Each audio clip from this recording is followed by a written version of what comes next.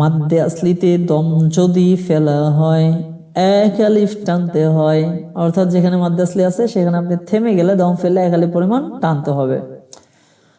গয়নফে গুফরন যেথায় রয় সেথায় দম ফেলিলে সগীরা গুনাহ মাফ হয়। আসসালামু আলাইকুম রহমতুল্লাহি ওয়া বারাকাতুহু। হ্যালো এভরিওয়ান, কেমন আছেন সবাই? আশা করি অনেক ভালো আছেন।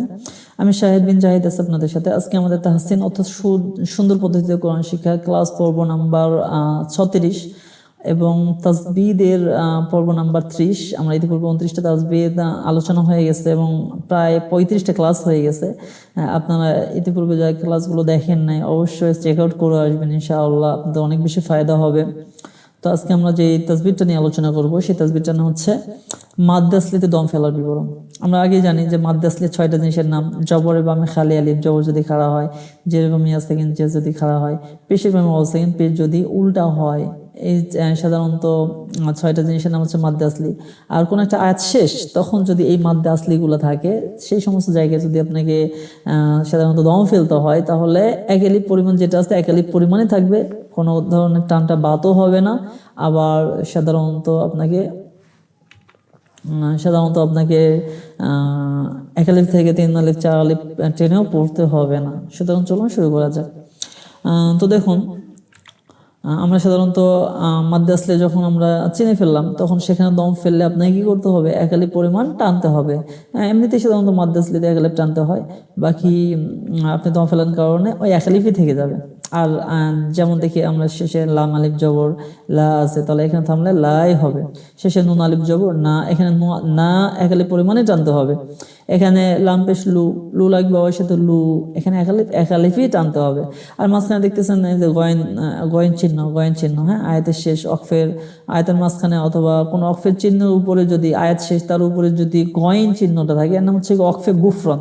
হ্যাঁ, এই গুফরন অক্ষ যেখানে থাকে এখানে আপনারা অবশ্যই থামবেন, কেননা এখানে যদি আপনি থেমে যান তাহলে আপনার সগীরা গুণগুলো মাফ হবে। হ্যাঁ, এই জন্য সাধারণত আজকের তাসবিহটা আমরা যদি ছন্দ দিয়ে পড়ি তাহলে দেখুন, মাদ্দে আসলিতে দম যদি ফেলা হয় এক আলিফ টানতে হয়, অর্থাৎ যেখানে মাদ্দে আসলি আছে সেখানে আপনি থেমে গেলে দম ফেললে এক আলিফ পরিমাণ টানতে হবে।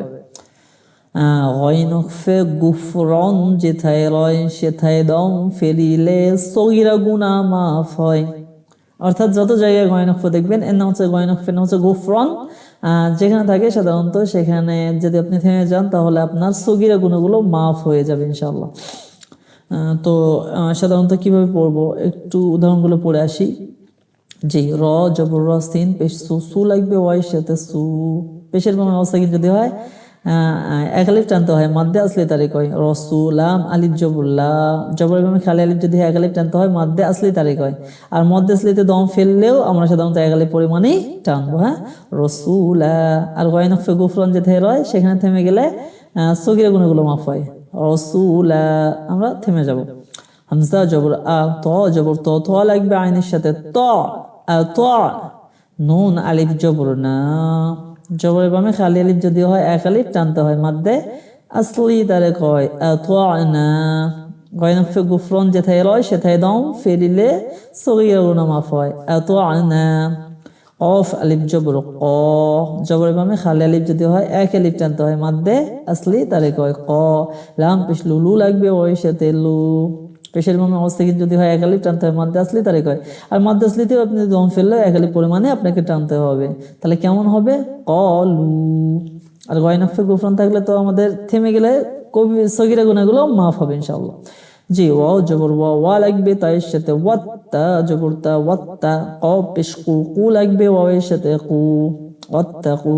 পেশের বাম অবস্থা কিন্তু যদি হয় এক আলিফ টানতে হয়, মাদ্দে আসলি তারিখ হয়। আর মাদ্দে আসলি দম ফেললে সাধারণত এক আলিফ পরিমাণে টানতে হয়, কোনো ধরনের পরিবর্তন হবে না। এখানে একটা লক্ষণীয় বিষয় যে ওয়াটা গিয়ে তার সাথে লাগতেছে। হ্যাঁ, তাহলে দেখেন জবর এবং খালি আলিফ আছে তারপর কিন্তু আমরা টানতেছি না।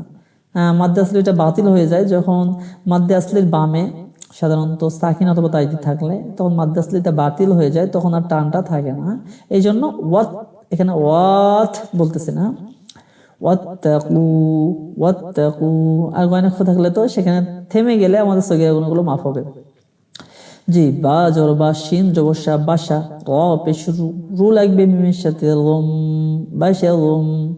নুন সাকিন ইদগম মিম থাকার কারণে, হ্যাঁ দুই পেশে কারণে মিম আছে, দুই পেশে পাশে মিম আছে, তাহলে অবশ্যই এখানে কোনো না কোনো নিয়ম হয়েছে। আর এখানে সাধারণত মিম যেহেতু ইদগমে হরফ, সেই কারণে এখানে নুন সাকিন ইদগম মিম থাকার কারণে আমরা সাধারণত মিলিয়ে পড়তেছি এবং গুণনার সাথে পড়তেছি। তাহলে কেমন হবে?